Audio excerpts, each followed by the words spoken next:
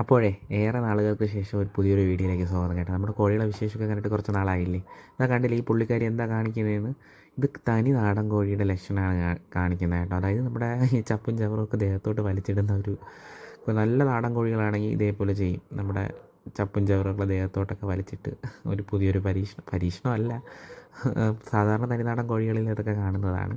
ഇത് നമ്മുടെ പേരാണ്, സുന്ദരനും സുന്ദരി വേണമെങ്കിൽ പറയാം. നല്ല രസമില്ലേ, കഴുത്തിൽ പപ്പില്ലാണ്ട് നല്ല രസമാട്ടോ. പിന്നെ ഇവനാണ് നമ്മുടെ ഇവിടുത്തെ മെയിൻ ആൾ. മറ്റേ പൂവനെ കൊത്തി ഓട്ടിക്കും കേട്ടോ, ഒരു രക്ഷയില്ല.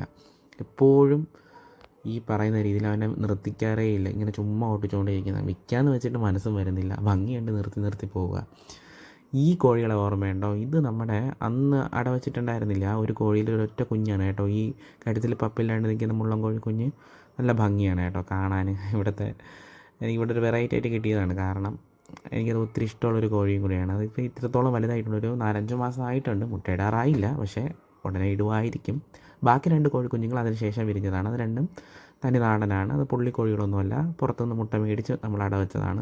3 പേര് വിരിഞ്ഞിട്ടുണ്ടായിരുന്നു, ഒരാൾ എന്തോ കൊണ്ടുപോയിട്ടുണ്ടായിരുന്നു. അതിന് ശേഷം 2 പേരാണ് മിച്ചം വന്നത്. പക്ഷേ അവർ ഇത്രത്തോളമായി, ഒരു ചാമ്പയും ഒരു ബ്ലാക്കും. പക്ഷേ കൊള്ളാം,